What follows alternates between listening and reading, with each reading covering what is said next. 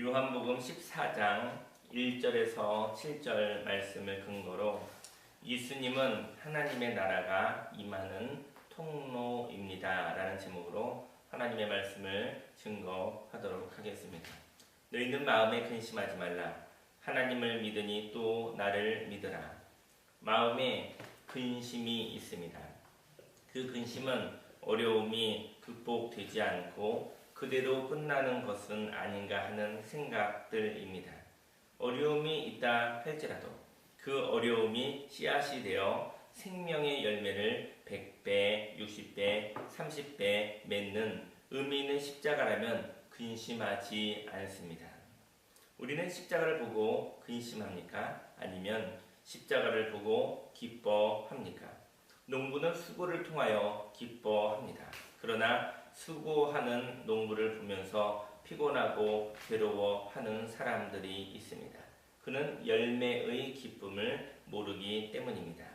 농부는 생명의 열매를 맺고 시장에 내다 파는 이상의 마음이 있습니다. 열매를 통하여 생명을 얻습니다. 그리고 적절한 값을 제공하는 자에게 물질로 값을 지불할 수 없는 생명의 열매를 전해주는 것입니다.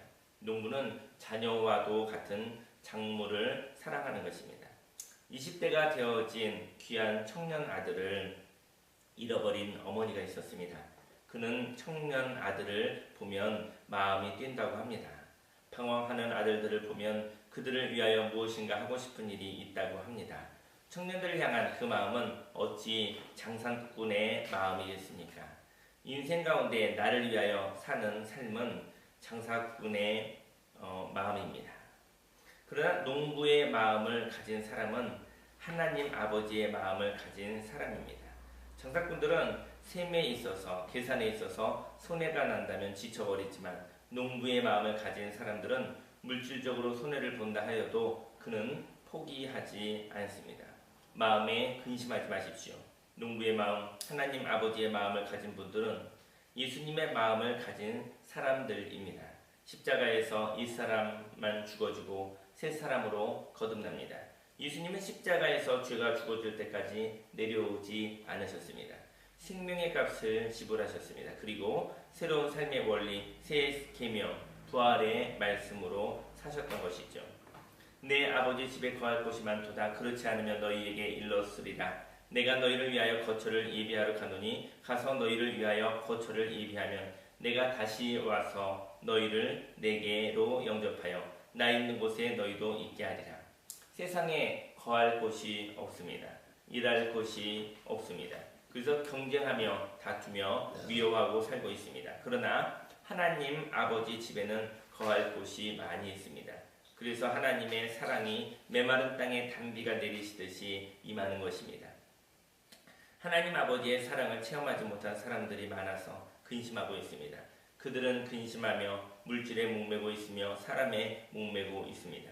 왜냐하면 잠깐이지만 꽤 긴 시간 동안 자기와 함께 있을 것이라고 생각하기 때문인 것이겠죠. 본인이 힘이 있다면 다룰 수가 있습니다. 하지만 보다 다루기 힘든 것이 있는데 그것은 약할 때, 아주 약할 때 겪는 사람과의 관계입니다.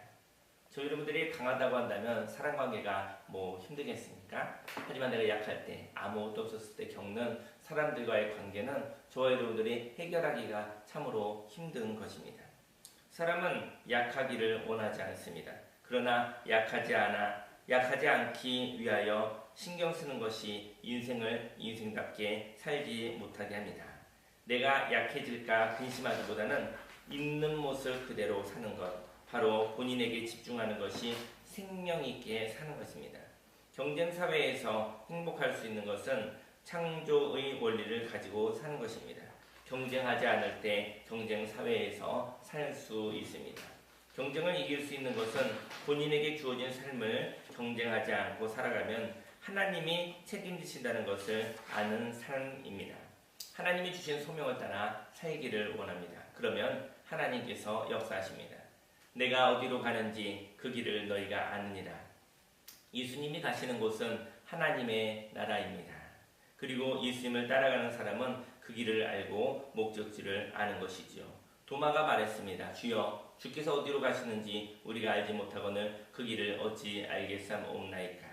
하나님의 나라를 모르는 사람은 길도 모르는 것이지요. 예수님이 걸어가신 그 길에 하나님의 나라가 임하였습니다.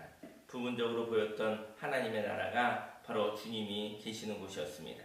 하나님의 나라가 예수님을 통하여 확장되었습니다. 그리고 하나님의 뜻이 하늘에서 이루어진 것 같이 이 땅에서도 이루어지는 것입니다. 예수님이 걸어가신 삶의 방식이 하나님의 나라로 가는 길이었습니다. 그리고 그 나라가 확장하여 지금 여기에 임하였다면 하나님의 나라가 확장된 것이요, 저와 여러분들이 하나님의 나라에 도착하게 되어진 것입니다. 예수께서 이르시되 내가 곧 길이요 진리요 생명이니 나로 말미암지 않고는 아버지께로 올 자가 없느니라. 목적지를 깨달은 사람들이 있습니다. 그러나 목적지만 알고 길이 없다면 꿈속에 사는 사람들이 있지요. 삶의 소망은 있지만 오늘 어떻게 살아야 되는지 모르는 사람, 믿음이 없는 사람들은 꿈속에만 사는 것이죠. 믿음은 바라는 것들의 실상입니다.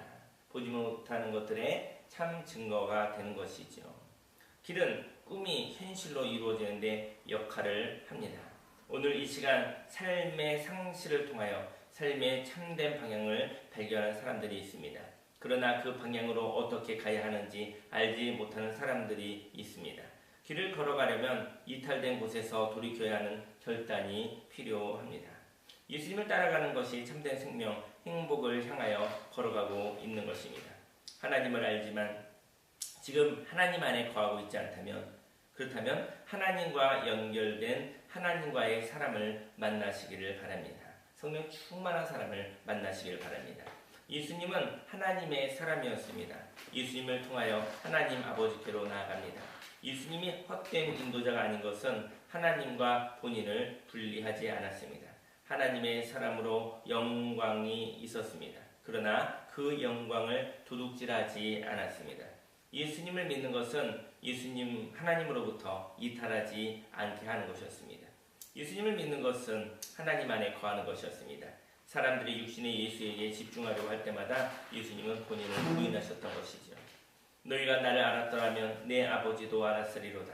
이제부터는 너희가 그를 알았고 또 보았느니라. 우리는 예수님을 모릅니다. 예수님을 하나님으로 알고 보이는 하나님, 부부적 하나님, 가까운 하나님에게만 집중한다면 시간과 공간 속에서 자유로울 수가 없습니다. 예수님을 믿는 것은 안주하는 것이 아닙니다. 모든 것이 굳어지고 있습니다. 굳어진 것은 구체적이고 보이는 것이며 감각적인 것이나 시간과 공간 속에서 생명이 소멸되고 있습니다. 예수님을 믿는 것은 육신의 예수에게 머무는 것이 아닙니다. 체험적 하나님을 통하여 초월적 하나님에게로 나아가는 것입니다. 내 눈에 보이지 않아도 내 손에 잡히지 않는다 하여도 예수님을 통하여 하나님의 나라를 소망하는 것입니다.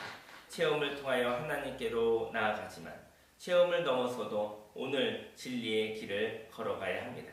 그 충성과 인내를 통하여 죄악된 세상과 한계 속에 멈추어질 세상이 깨끗하여지고 생명 있게 존재할 것입니다. 오늘 이 시간 저와 여러분의 삶 속에 예수님을 따라가는 삶이 되기를 원하고요. 예수님 믿는 삶을 통해서 그 체험을 통해서 믿음이 생기고 그 믿음을 가지고 체험되지 않지만 이해되지 않지만 그 믿음 때문에 한 걸음 한 걸음 진리의 삶을 살아갔었을 때 하나님의 나라가 뜻이 하늘에서 이루어진 것 같이 이 땅에서도 이루어지게 되어지는 것입니다.